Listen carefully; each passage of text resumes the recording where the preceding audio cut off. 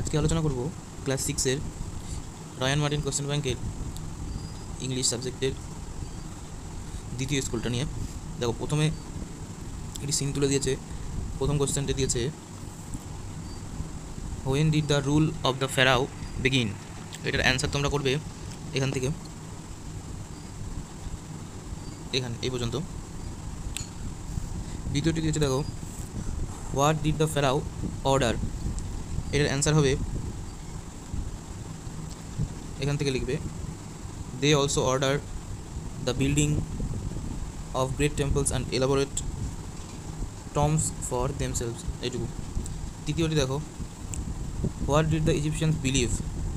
এটার অ্যান্সার হবে এখান থেকে, the Egyptians believed that all pharaohs are god Kings.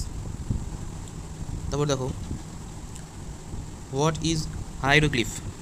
এটার অ্যান্সার হবে এখান থেকে, ancient Egyptians used picture writing called hieroglyphs for inscription in the tombs and temples। Next দেখো, বলেছে how was the paper made. এটার অ্যান্সার হবে paper was made from thinly sliced papyrus stems. তারপর দেখো, write down the antonyms of the following words. প্রথমটি দিয়েছে ancient, এটার অর্থ হলো প্রাচীন। আর মডার্ন, এটার অ্যান্সার হবে মডার্ন। এটার মডার্ন কথার অর্থ হচ্ছে আধুনিক। দ্বিতীয়টি দেখো, পাওয়ারফুল মানে শক্তিশালী। উইক মানে দুর্বল। মেড মানে তৈরি করা। ডেস্ট্রয়েড মানে ধ্বংস। থিনলি মানে সরু। থিকলি মানে পুরু। রিচ মানে ধনী। পুয়ার মানে গরিব।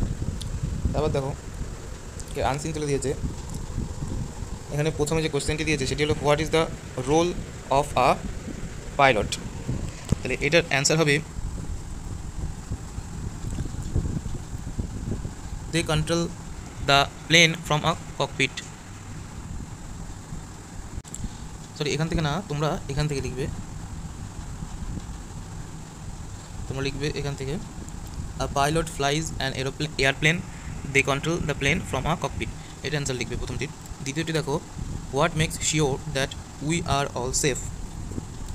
দেখো, এটার অ্যান্সার তোমরা লিখবে এখান থেকে, there are many stewards and air hostesses on a plane. They take care of all the passengers. They give us food, drinks and snacks during the flight. Before takeoff, they give us instruction. They make sure that we are all safe। এটুকু answer লিখবে। তৃতীয়টি দেখো, বলেছে what is the benefit of an airplane. এটার answer লিখবে, it takes people from one city or country to another.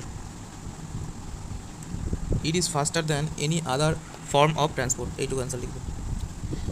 তারপর দেখো, grammar and vocabulary 3 দাগে দিয়েছে,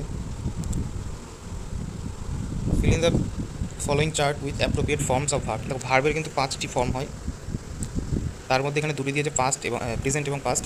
প্রেজেন্ট ফর্ম হচ্ছে প্রথম ফর্ম আর ফার্স্ট ফর্ম হচ্ছে দ্বিতীয় ফর্ম। দেখো, প্রথমটি দিয়েছে ইজ হচ্ছে প্রেজেন্ট ফর্ম, সেটা পাস্ট ফর্ম হবে ওয়াজ। টেক টু, গিভ হবে গেভ, মেক হচ্ছে মেড। নেক্সট দেখো, write the kinds of the following sentences. কোন ধরনের সেন্টেন্স সেটা লিখতে হবে। প্রথমটিতে did you go to the market yesterday.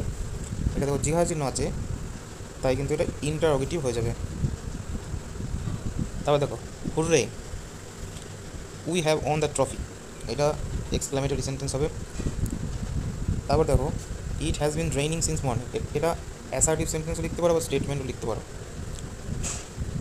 Next দেখো, অলওয়েজ ওবে ইয়োর এল্ডার্স। এটা কিন্তু ইম্পারেটিভ সেন্টেন্স হবে। তারপর দেখো, শি ইজ মাই ক্লাসমেট। এটা হবে অ্যাসার্টিভ। তারপর নেক্সট দেখো, বলেছে fill in the blanks with appropriate articles. Article সবাই জানো যে 3টি, এ, অ্যান আর দি বা দা। এই এ আর অ্যানকে বলা হয়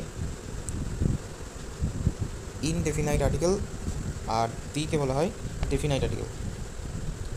দেখো, ওয়ান্স আপন, এটা হবে এ।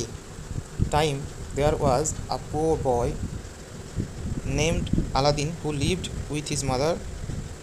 One day, এটা হবে A, rich stranger came to their house looking for Aladdin. I am a merchant, he said to Aladdin's mother. I have to come all the way from Arabia. এটা হবে D, শেষেরটা।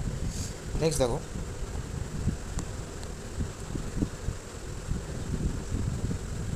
একটা বলেছে add a suffix or a prefix to the following words to form the opposites. তো এটার প্রথমটি আছে steadily, এটা লিখবে আনস্টিডিলি, ইউএন যুক্ত করে দেবে, আনস্টিডিলি, UNSTEADILY। নেক্সট দেখো ট্রাস্ট, এটা করবে ডিসট্রাস্টও করতে পারো তোমরা, আবার এটা করবে trustworthy, TRUST, trustworthy. আর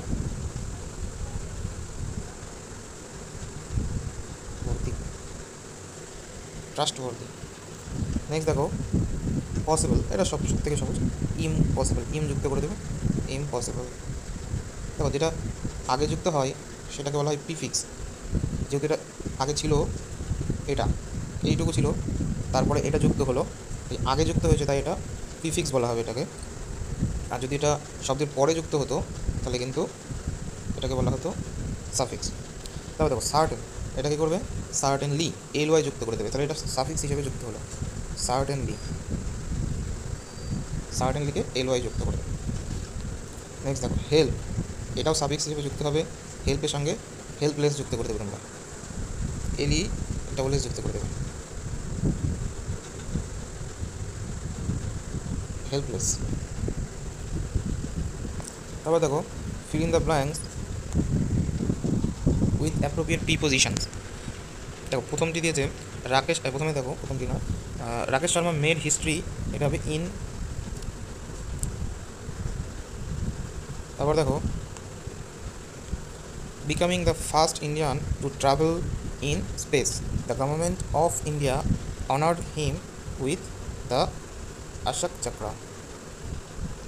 তারপর দেখো underline the proper nouns and circle the common noun. তোমরা জানো যে প্রপার নাউন হচ্ছে কোনো কিছুর নাম বোঝায়, কোনো স্থান বা ব্যক্তির নাম বোঝায় এবং সেটা ক্যাপিটাল লেটারে লেখা হয়।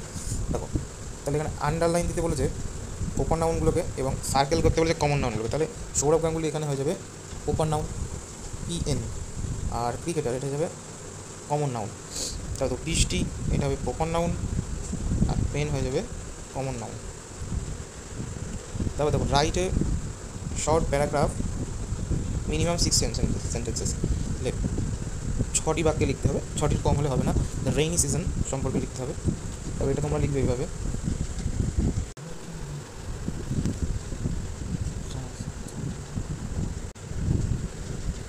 দেখো তোমরা লিখবে প্রথমে হেডিং দিয়ে দেবে একটা, রেইনি সিজন নয়,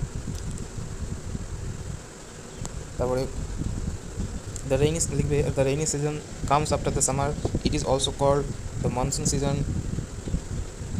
This season begins in June and ends in September. The sky looks cloudy in this season. This season comes after the scorching heat of the summer season and gives as relief. People can be seen with umbrellas and raincoats. Dry rivers and lakes become full.